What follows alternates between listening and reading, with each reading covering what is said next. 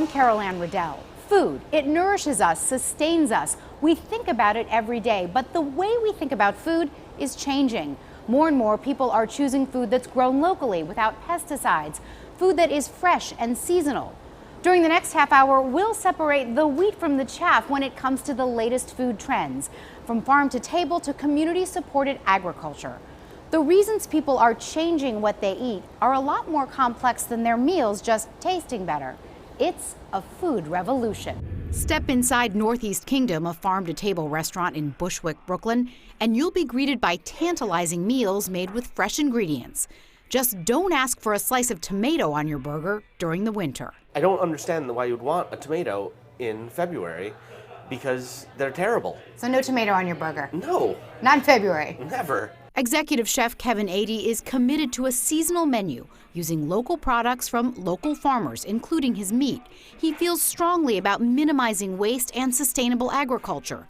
And that's important to many of his customers, but make no mistake, it's also the taste that brings them in. I think the taste definitely is a big factor. If it didn't taste good, I don't think I'd be here. For Kevin, food is a matter of trust. I know the farmers here. Right. Like, I know who grows my greens. I know their name and their kid's name, and I'm proud to eat their stuff because I can trust them. Ken Kleinpeter is in charge of operations at Glenwood, a farm in upstate New York. He sees the interest in local food growing right in his own backyard. People want to know a connection to their food. I mean, more and more people want to know how their food is produced, so they can walk right to our farm. Our consumers come right here. They can talk to me, they can talk to my staff that's actually raising the animals, growing the vegetables. They can ask us just how we do it.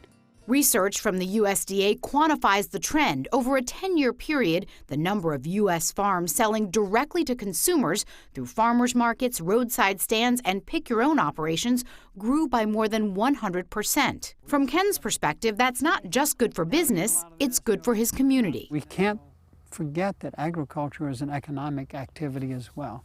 And when you're spending money in your local community, whether it's for food or other things, that really benefits the community rather than sending money to these huge multinational corporations that are raising most of the food that is produced in this country. So the local dollars tend to stay local? Correct. That's good broccoli.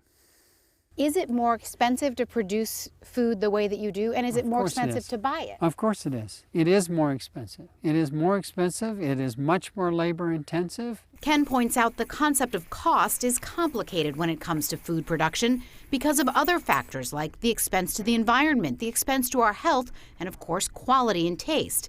But price does matter. Spend a little time with the manager at this farmer's market on 125th Street in Harlem, and you get a sense of the economics at work.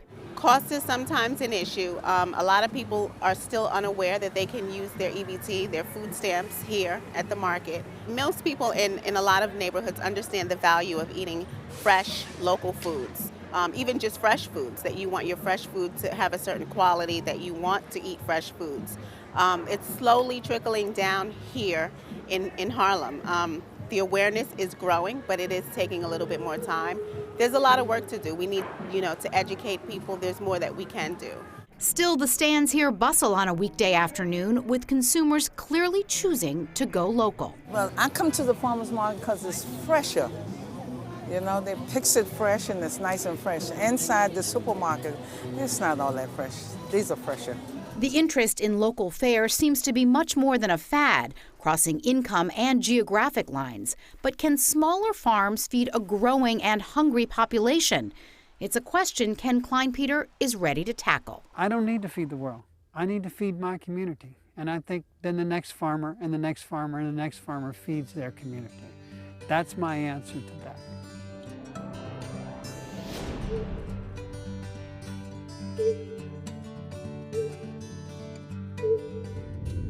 Organic, all natural, they are buzzwords in the food revolution, but all the choices can be confusing for consumers. Dr. Max Gomez has more on the scientific facts behind the stickers. For most of our recent history, we didn't need labels to describe the food we grew on our farms. It was only with the rise of industrial farming and the pesticides, fertilizers, and other chemicals that go along with it that we even needed words to differentiate how our food was grown. So the term or food label organic is a relatively new concept. What exactly does organic mean when it comes to foods? Organic is a labeling term, and what it indicates is that the farmers and manufacturers of these foods are following USDA's regulations. The organic farmers have to use special methods, and they cannot use irradiation, sewage sludge, they cannot use anything GMO, genetically modified organisms, and they cannot use synthetic fertilizers and herbicides. So the organic chickens and beef have to be free of antibiotics and hormones. Now, is organic the same or similar to natural? We see that on some food labels as well. Organic and natural are different. You know, when a product is organic, you would see the seal from the USDA that tells you it's organic. Natural pertains to regulations when you are having foods prepared with beef, chicken, or eggs. And these have to be minimally processed and not use any artificial ingredients. And that's why they can be called natural. But not organic. But they are not organic. So if organic foods are supposed to be grown a certain way, who enforces those standards to ensure those labels really are true?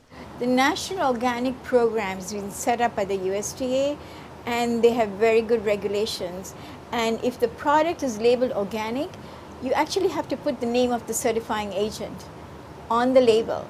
So it's very strict rules, and there's continuous monitoring. You can actually trust the seal if it's there. Okay, so there are strict standards for how organic foods are grown, raised, and processed. But does that mean they're more nutritious superfoods? I think people assume that organic is more nutritious, but is that really the case? There's a lot of research being done because there's a lot of interest in that.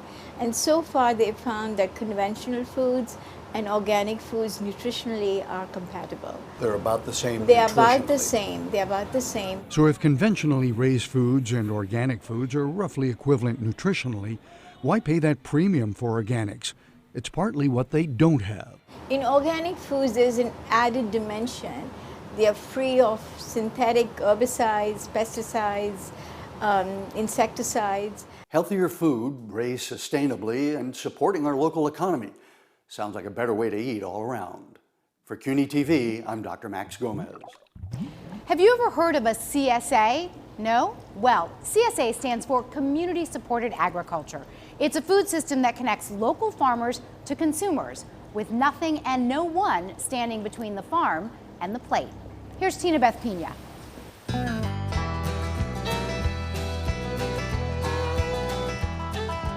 It's a wonderful relationship we have with our farmer. Stuff is so delicious, you know.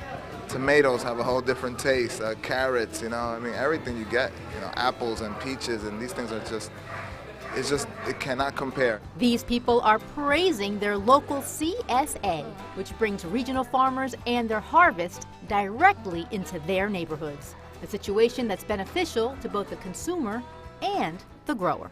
It's really a way of people buying their food directly from a farmer. So during the off season, when farmers have a lot of expenses to try to get their season going, buying seeds, fixing equipment, buying materials, the members put the cost of the share up front so that the farmer has that money during the time when they need it to get their season going, and they can plan ahead. They know who they're growing their food for, who the food's going to go to during the season. You take a mutual risk with the farmer because you don't know what the weather's going to be like or what the growing season's going to be like, but you are invested in this farm, and then every week you get to enjoy the bounty of the harvest as it comes in. You'll see it's laid out in crates and people go around themselves and pick it up. And it's kind of like a salad bar. Paying up front can be a bit of a jolt. The CSA share cost can average anywhere between $450 to $650 for a 20 to 24-week harvest season. Farmers recognize that putting an amount of money down all at one time can be really challenging.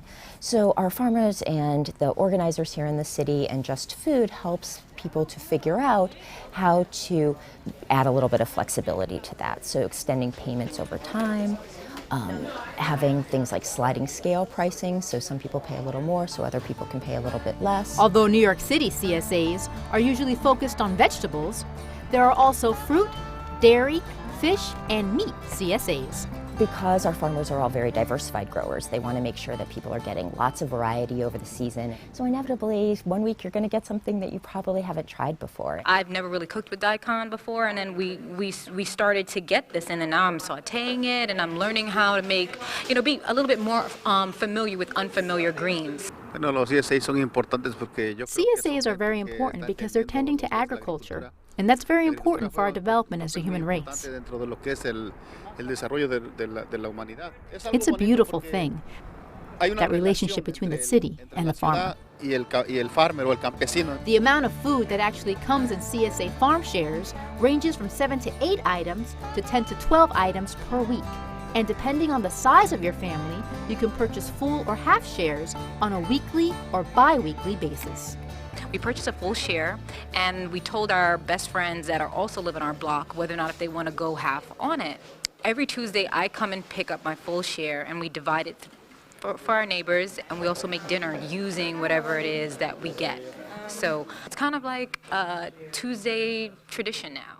Despite the flexibility that CSAs offer, they can't always reach everybody. A new food share program, the Corbin Hill Food Project, has created an adaptable economic model for the low-income community. Our mission says we would like to be able to get food to those who need it most. And to those who need it most really represents a second group of individuals. And a second group of individuals who, independent of SNAP, independent of whatever subsidies you come up with, cannot afford to pay the price of food. In just 4 years, Corbin Hill has tweaked the traditional CSA model by working with a cooperative of 20 to 25 farmers and allowing its members to pay as they go and put their shares on hold at any time. The program also caters to neighborhood cultural tastes by including items like cilantro and collard greens whenever possible. Members pick up their shares from any of the 14 sites in Manhattan or the Bronx. Well, the prices are very reasonable for what you get. The Corbin Hill Food Project, as well as all the CSAs in the tri-state area, encourage their shareholders to visit their farms so they can see firsthand where their food comes from. For CUNY TV, I'm Tina Beth Pena. Not only is how we eat changing, so is the way our food is grown. So what will the future of farming look like? Andrew Falzone explains we may need to turn our eyes toward the sky. Towering amidst the skyline of tomorrow, vertical farms give new meaning to the term green building. And while these concept drawings and scale models look like science fiction, they have quickly become reality. Dr. Dixon DePommier heads the Vertical Farm Project at Columbia University's Mailman School of Public Health. So what is a vertical farm? So for my definition, since we coined the term to begin with, it's a multiple-story indoor farm. Not only has DePommier coined the term, he's also written the definitive Bible on vertical farms. The hardcover version that came out, there were no examples that I knew of vertical farms. Okay. This was in 2010. And today there are so many that I have to write another book. So this is moving very quickly then? Once the idea got out, it became very, very prescient. I love that word, prescient. It's immediate. They can grow almost any crop anywhere, and the technologies that power vertical farms have popped up in some pretty remote places. Antarctica is perhaps the world's most inhospitable climate, but this indoor grow room allows researchers living there to eat fresh greens year-round. This vertical farm at the Pangton Zoo in England provides food for a variety of its residents. At Caliber Biotherapeutics in Bryan, Texas, these plants are grown and then harvested to produce vaccines. And deep in the outer reaches of space, this experimental growth chamber sits aboard a NASA lab on the International Space Station. It could allow future generations of space explorers to grow food on remote outposts. But DePommier says vertical farms can take care of impending agricultural issues right here on Earth, like how to feed the Earth's population, estimated by the United Nations to hit 9 billion people by the year 2050. Right now we can't feed 7 billion people. And that's not because we can't make enough food, by the way. We can grow lots of food, all right? But the moment you start to have to ship it or store it, or package it or unpackage it. It becomes damaged, eaten, rotted.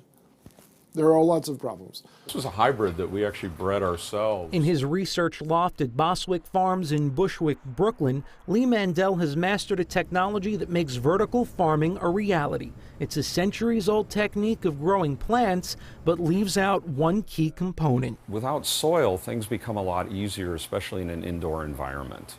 And I see that that's where hydroponics is really key to vertical farming. The Intergovernmental Panel on Climate Change estimates that 30% of the world's greenhouse gases come from agriculture. So using hydroponics in vertical farms would help reduce those emissions in part by eliminating soil. So what we've got here is what's called a deep water system or a raft culture.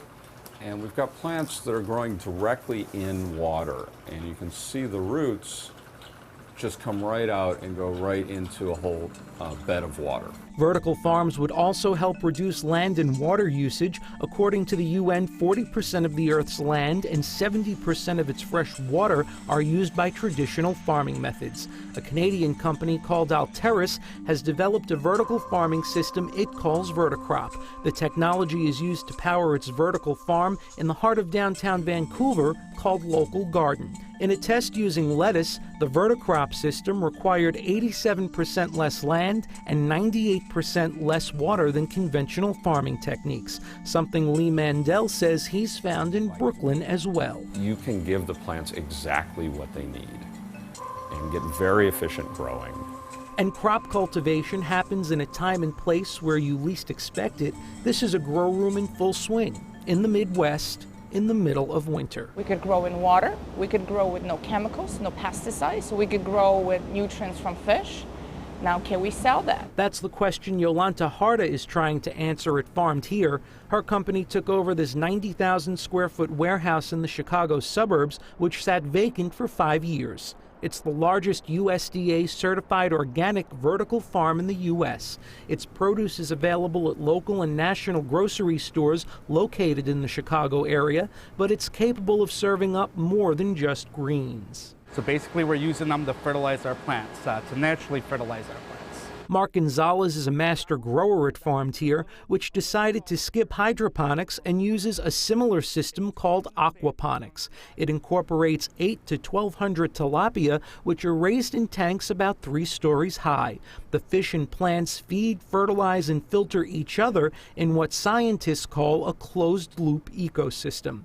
Farmed Here not only sells its produce, the fish are part of the profits as well. Gonzalez still marvels that the operation is year-round. To grow it in the dead of winter in Chicago is fantastic. This intersection is much closer to home in Newark, New Jersey. It almost became home to the New York metropolitan area's first vertical farm. However, the project didn't make it past the concept stage. Across the country, opponents of vertical farms say the structures require too much energy to operate and that the crops they yield are too expensive.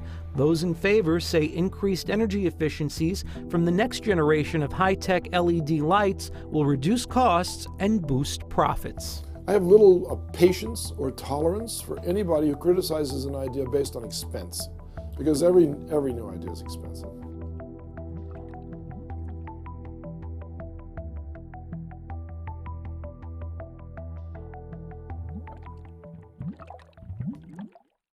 In many ways, this food revolution will be shaped by our future generation. Even city kids are learning to appreciate the roots of where their meals come from. Mike Gilliam shows us how. This is our fruit. And what food it is. Farm fresh, healthy greens. Not a donut in sight. And these kids are psyched. This is a weekly scene outside PS 11 in Chelsea, where third graders sell and expound on the benefits of fruits and veggies to eager customers. How much are carrots are $2 per pound. In operation since 2008, the PS 11 Farm Market receives organic produce from a working farm in the northern Catskills. Debbie Osborne is the PS 11 after-school director. We were growing food in our garden, we were advocating for healthy food in our kitchen, and we wanted to find another way to help kids connect to food, where their food comes from. why it's important to support local farms, why it's important to, eat seasonally or organically, and to learn about these different kinds of fruits and vegetables that aren't always part of our diet, but that are grown here in New York State. I learned that it can be seasonal, so we don't get corn in the winter. The farmers don't use any chemicals, so it's healthier to eat. And question, does it taste any better? Yes, much better. Yeah, it's amazing how much they learn in a very short amount of time. The enthusiasm these youngsters exhibit is real, and parents are thrilled that lessons learned about healthy eating habits are taken to heart and back home. She enjoys cooking fruits and vegetables. In fact, one of her favorite foods that she's learned to make in school that we make at home is kale salad. I don't think I had kale salad when I was in 3rd grade. To further understand the connection between people, food, and animals, PS11 maintains a brood of chickens in a schoolyard coop. So it's a palpable experience for kids to walk in and collect an egg and walk into the school and make a batch of scrambled eggs. And it teaches the children to take care of animals, appreciate their food, and the importance of nurturing the land. Meantime, nurturing the land and soil is a hands-on lesson over at Brooklyn's Bushwick Campus Farm, where students put what they preach into everyday practice. You kind of want to spread everybody out a little bit, all right? Founded by EcoStation New York and dedicated to urban agriculture, the campus farm and greenhouse are working models of a viable outdoor classroom. Maggie Cheney oversees the student farmers. We have 70 different types of crops. So we grow callaloo, we grow collard greens, cherry tomatoes, big tomatoes, a lot of lettuces because we can produce those really quickly, tons of herbs, eggplant. We teach organic farming, so it's really a step above kind of just urban gardening. Just because we do produce so much food, we have to take care of our soil really, really well. You can get into the really academic side of things, soil science, physics, chemistry, and really use it as a tool to increase their learning capacities. But it's also something that they can really own. Serious reasoning underpins the eco-education here at Bushwick and lends substance to the food revolution. A recent New York Department of Health study determined that about 1 in 6 high school students is obese and more than 1 in 3 is overweight. I would imagine that also changes them when they actually go into the grocery store and shop with their families, right? Definitely. They're looking at different things, right? Yeah, exactly. And I think the part of the program also is something called a bodega project that we're doing, and our students actually ran a pilot project last year, and they're working with bodega owners, and they're actually changing the food choices in the stores.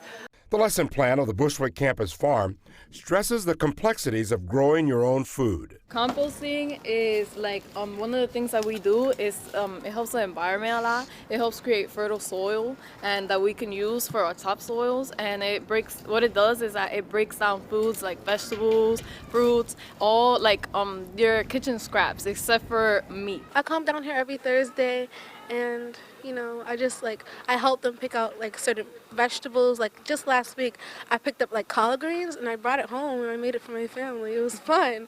I feel like more closer to nature. It's fun. These outdoor classrooms allow kids to get their hands dirty by better understanding the connection between the earth and what they put into their bodies. For these young people, healthy eating is definitely on the menu. I'm Mike Gilliam for CUNY TV. When it comes to the food revolution, what's old is actually new again. Food that's fresh, simple, and local is back in demand. We close our half hour with a visit to a family farm that spans 12 generations. Lisa Beth Kovitz takes us there. Today we're in Watermill, a small hamlet in the town of Southampton, Long Island, to visit Halsey's Green Thumb Organic Farm, a 12th generation family farm that has been in operation in the same family since 1640. Family got here from England via Lowell, Massachusetts, 1640. They arrived in the village of Southampton where they first settled. They call him Thomas the Pilgrim because he came to this country. We're in the Hamptons out here, and the land prices out here, they've always been high, but they've really skyrocketed the last 20, 30 years. So it becomes more difficult as time goes on to keep the land that you have. There's no expanding out here because you're only losing land. It's very hard to gain land.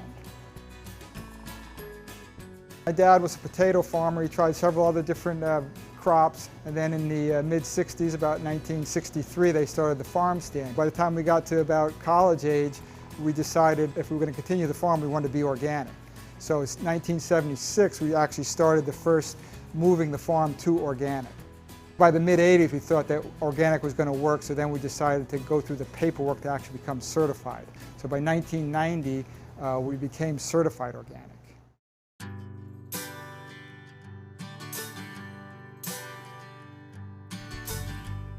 What do you grow?